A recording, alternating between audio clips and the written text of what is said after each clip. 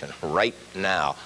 They wanted to get home early because they knew something bad had happened, and they wanted to get home the fastest way possible. But to do this, I'd have to use my big engine, all of my propellant, and jettison my lunar module. The other option, I have to go around the moon. I could be home in 34 hours if I used the big engine. The other way, I'd have to go around the moon. It's going to take me 5 days, but to the best of my knowledge, I only had 2 days of power for 2 crewmen. And team split, time to make a decision. I make the decision to swing the mission around the moon.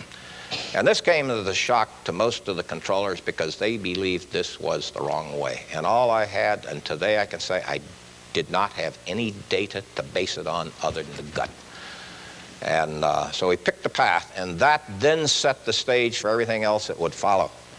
As soon as we got on this long path around the moon, we placed the spacecraft with a very small maneuver in what we call a free return trajectory. Even though it might have been too late for the crew, we are going to bring the spacecraft and crew back to Earth.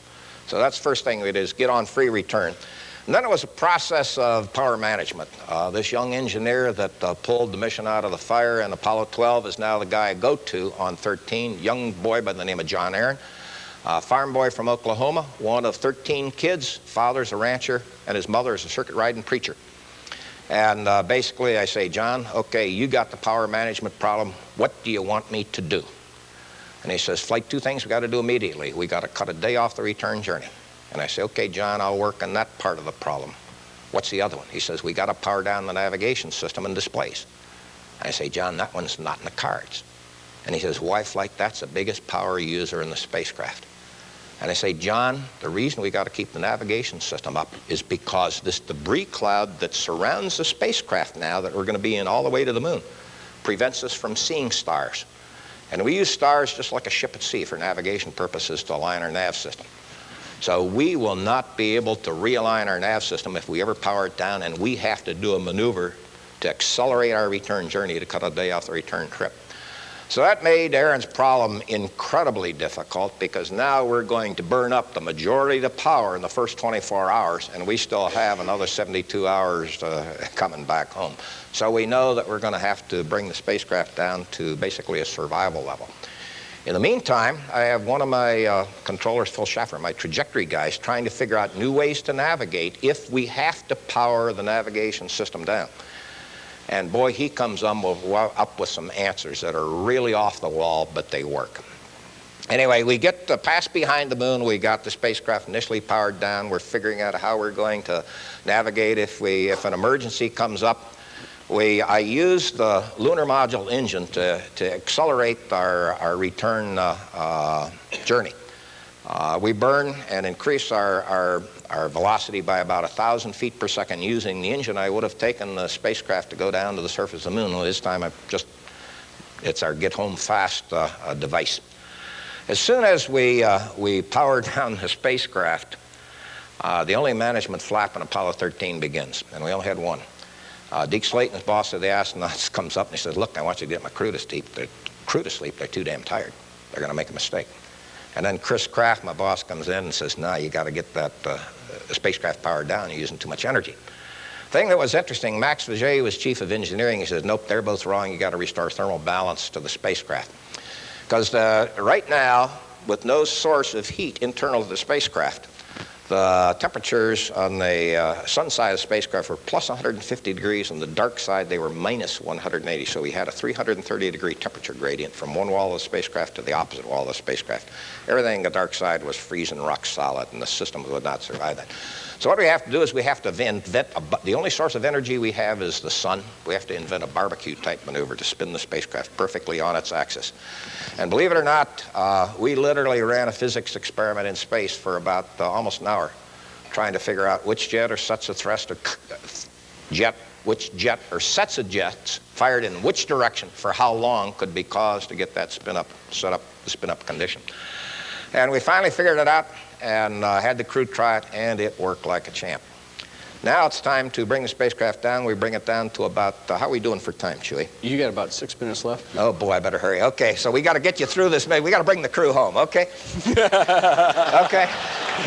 Okay, so anyway, we got this power down plan, brought the crew down to a level where inside the spacecraft it was roughly about 35, 37 degrees, 4 days, extremely humid. All they had was a cotton coverall, but that's what we had to do to get them back home.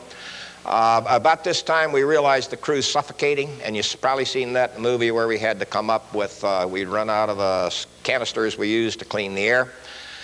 We had to invent new ones, new techniques using the canisters we had over in the dead command module. So we use a sock as a filter and cardboard and duct tape and everything else type of thing to get it work like a champ. And about the time that we come back on shift again, we got this figured out. My trajectory team tells me we're going to miss the Earth. And for you pilots, let me tell you the technique that we used to get back into control here. We told the crew to maneuver so they could see the Earth outside the two triangular windows in the lunar module. And on these windows is a gun sight type telescope. It's like a sextant that you use for navigation during rendezvous and docking. And we said, Jim, if you align the crosshairs on that sextant on the Earth's terminator, the line between daylight and darkness, the engine will be properly positioned to correct the trajectory. And then we say, Jim, with your hand controller looking through your sighting device, when the engine starts, we want you to control the spacecraft in the vertical axis. And Fred Hayes, over on your side of the spacecraft with your hand controller, with your sighting device, we want you to control the spacecraft in the horizontal axis. And then put 17 seconds in the stopwatch, and that is the entire procedure. And it worked like a champ. I mean, we got those guys right back within the proper reentry corridor. Then we could power down, etc. Getting back in, they tell you how close it was, since we got to close up here. I don't want to run you out of time. How close it was, we lost, as we were getting ready to enter blackout, we realized we were going to lose one of the 3 batteries in the spacecraft, and this is the battery that basically provided power for the main parachute. And we realized that we weren't going to have enough power to get through entry with battery C. So at the very last moment, we provide instructions for the crew to reconfigure their electrical system to assure we got power to get the batteries out. One other thing I lost is we also had to do another emergency maneuver 8 hours out because the crew was again on the skip-out trajectory. So Apollo 13 was pretty close. Go ahead. Go ahead. Sir, Apollo 14, and we'll conclude with Apollo 17, a couple of things. Okay, 14 was really interesting. Anybody in here are computer geeks. We were in the process of the final 2 hours before going down to the surface. And one of my controllers that looks after lunar module guidance looks up and he sees the abort light illuminated on his console. And he says, Christ, there's no check out of the abort system here at this stage in the descent procedures. So he calls his back room and they figure out this is a valid piece of information. Then he goes back through his memory bank and he says, you know, I saw some kind of a safety bulletin that said we may have some switches on board the spacecraft that are contaminated with solder balls. So he tells the crew to go calls up the flight director and he says, get the crew to rap on the instrument panel by the abort switch with their flashlight. So the crew taps the panel by where the abort switch was and the abort indication goes out. Well, if this had occurred with the engine started, it's bad, big time bad day, okay? So basically, he says, you know, if we can start the engine without triggering the abort, we can get the solder ball to move to the bottom of the switch, and as long as we're accelerating, it will stay there. So why can't we write a software patch to bypass the abort switch during engine ignition, make sure that solder ball migrates away from the abort contacts, and then re-enable all the functions we just disabled? So we write a software patch in 2 hours, voice it up to Alan Shepard on board the spacecraft, and he is executing a patch to get down to the lunar surface that didn't exist 2 hours earlier. Al's comments as he was going down was, good show. Okay? With that, sir, we'll finish up with Apollo 17 and a few of your comments. And Apollo 17 was, I launched Gene Cernan in every mission, every direction he ever went, both times or 3 times from Earth and from the final mission to the surface of the moon. And when you launch off the surface of the moon, your mission rules are very straightforward. You got to make sure you're damn ready to go, and then when you give the go, you damn well better follow through in this thing, because you got to get off the surface and up into orbit, because there's no backups there. And this is frustrating because each president would always like to provide some words, to the crewmen as they get up, and they wait for the proper time so they can hit the evening news and all this. But they also want to make sure that the crew's going to be safe. Well, this time here, President Nixon basically wrote the epitaph saying, "This may be the last time in this century."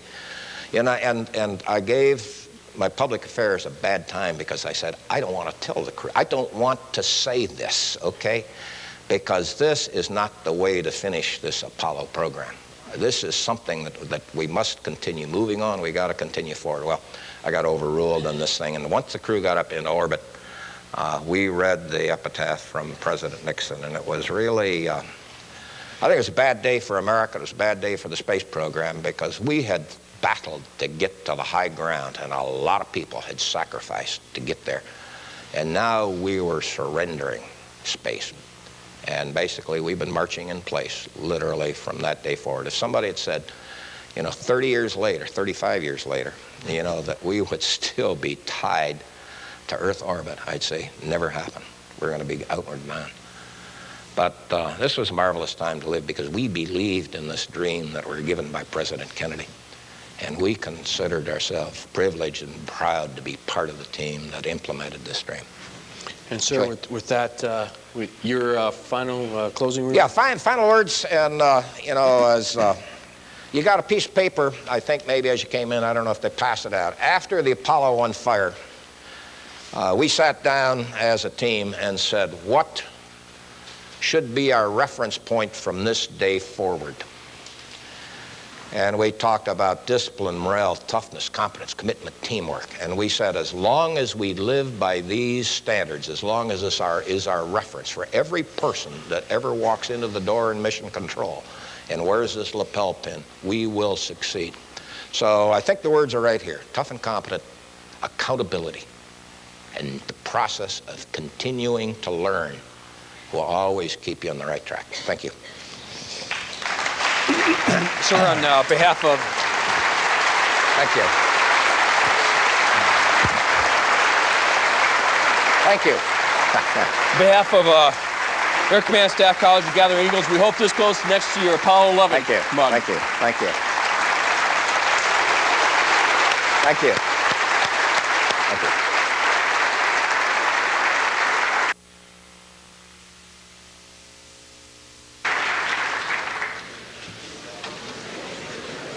Go ahead and take.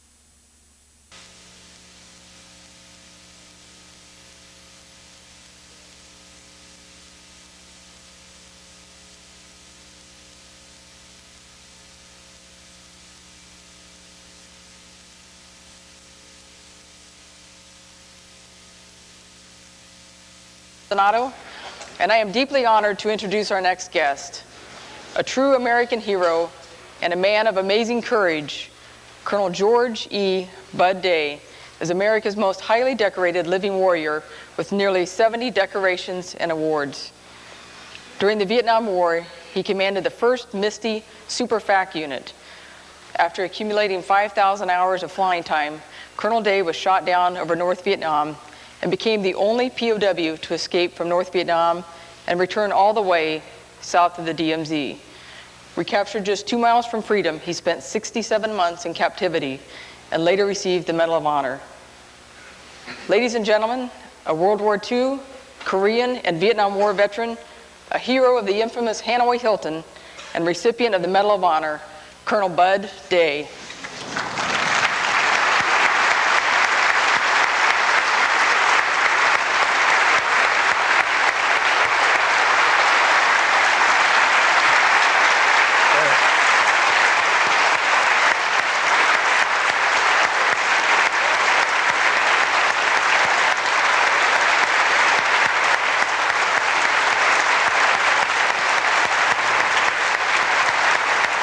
Thank you. Your humble dude. Please have a seat.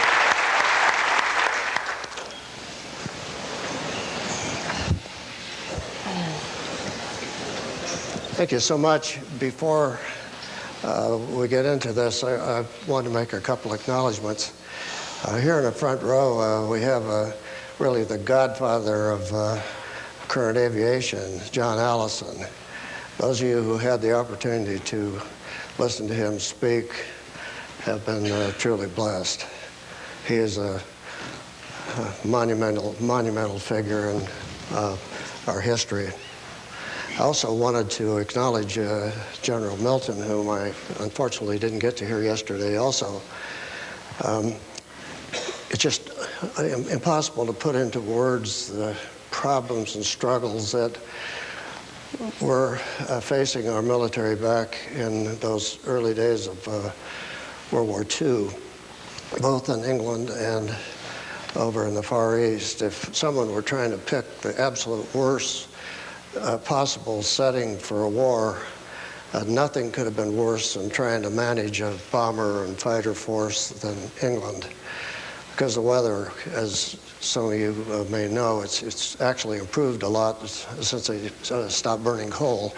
But the weather was just a forever challenge, and of course the jobs that they had to do to just get the airplanes airborne was so incredible that when I got there finally in 1955 after Korea, I just really couldn't believe that some of those things had happened, those enormous launches and then those staggering losses, and that these people would continue to press the fight.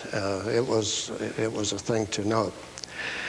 And here in the front row is my friend and co-criminal from North Vietnam, Joe Kittinger, without whose remarkable jump from 100,000 feet plus, we would not have been into the space age. We wouldn't have had a spacesuit. We wouldn't have had all those kind of things. So before I made any comments, I want to acknowledge those people that went before me, because they inspired me, they taught me. They certainly were figures where if you're going to get a role model, one of these people ought to have been them. So with that having been said, and also here in the front row is my good friend Chick Cleveland from many years ago, and also here two tall Freeman, one of the most recent medal recipients. So thank you for inviting me, and good to go. Sir, if we could start back at the start of your career. You were 3 weeks shy of your high school graduation in 1942, and you made the decision to enlist in the Marine Corps. After having served 30 months in the Pacific during World War II, can you comment on your experience as a Marine? Well, the Marine Corps is a good place for any young person to go. They teach you an awful lot about followership.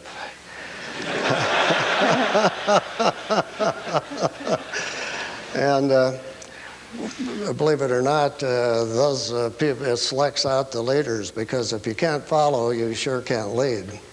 And so the Marine Corps is great on teaching you about followership, and it also teaches you a lot about killing people.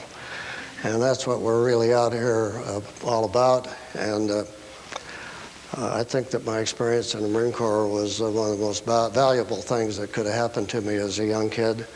17 years old, I really did not have my act together, and in fact, the Marine Corps couldn't get my act together for a while, but eventually they did. And that experience in the Corps taught me a lot of things about how you can function on the ground and under adverse conditions, and made it possible, I think, probably for me to escape when I did in 1967. Well, sir, you later joined the Air National Guard and served 2 tours in support of the Korean War.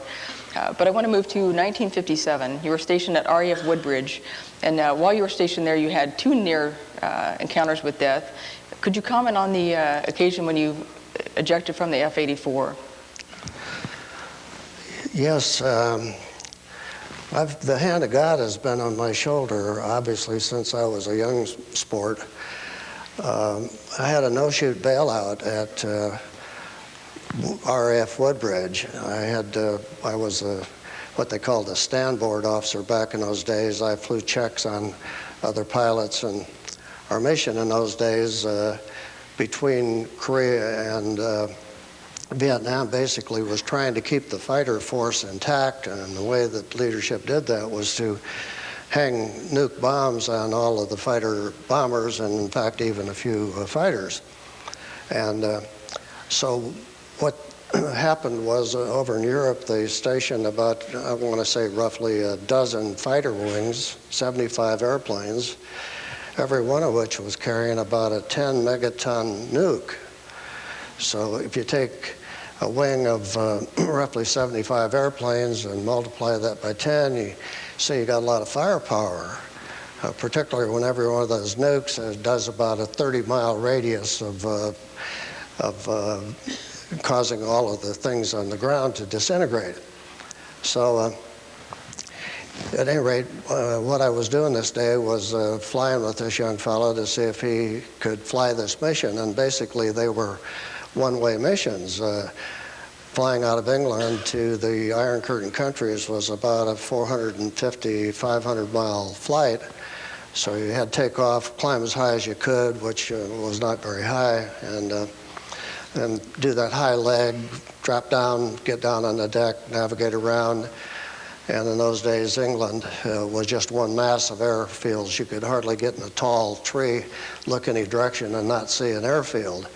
And of course, in the 1950s, late 50s, they were all abandoned. And so we just pick one of these fields, do a run in at 500 knots, do an Immelman up, simulate throwing this bomb up to 18,000 feet and rolling out, hope that you would escape the blast of that bomb if it had gone off. And so we'd gone through this flight. I chased this kid, and he was really good.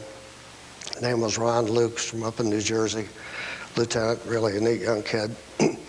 And flight just went like clockwork.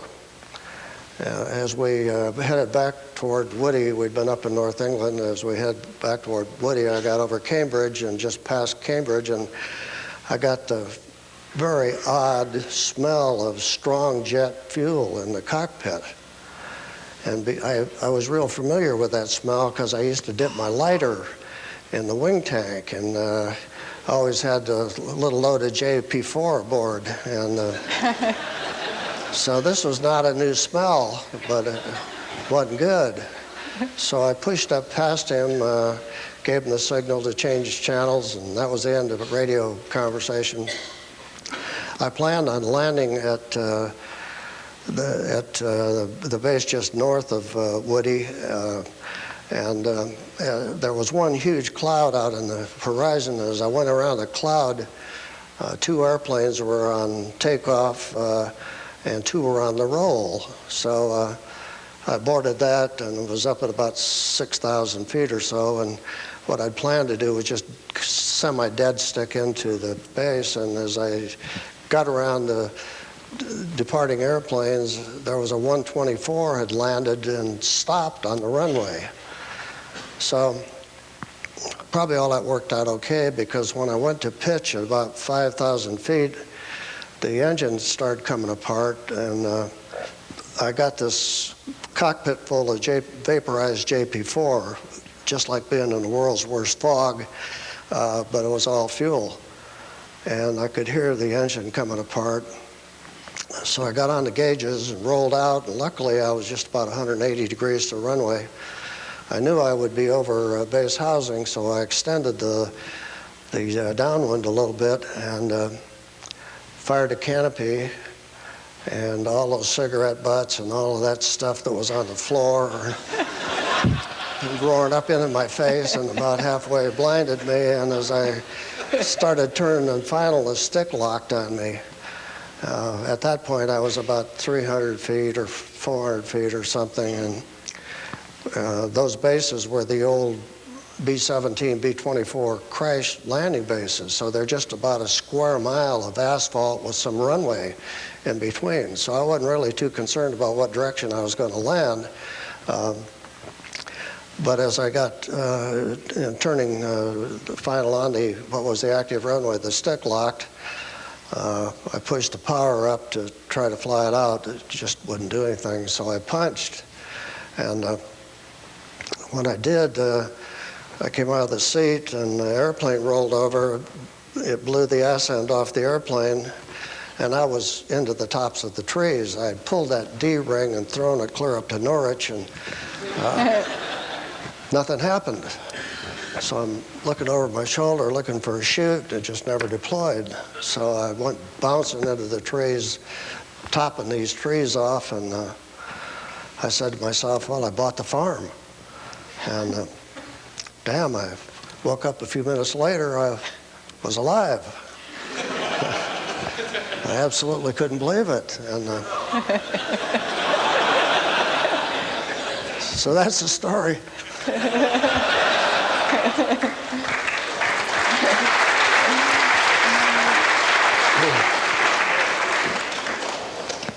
So your call to service later took you to Vietnam, where you were the first commander of the Misty Superfact Squadron there.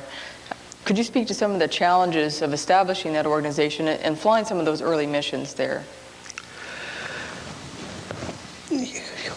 What precipitated this cranking up of fastback operation was that they'd been flying some slow flyers up over North Vietnam, and as the Russians kept loading them up with equipment, they kept moving the guns and all that stuff, and SAMs further and further south.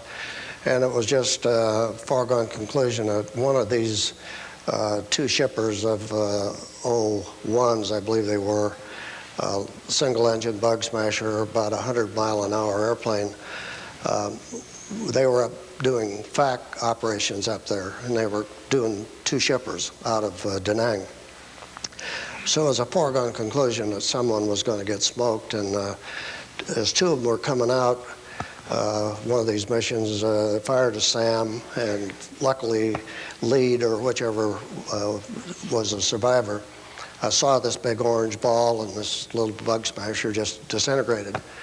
So Saigon figured out that they had to do something different, and still wanted to run a forward air control operation into the north, but were curious about how that could be done. So anyway, they touched up with me. I was a major at Tui Hua with the 31st Wing.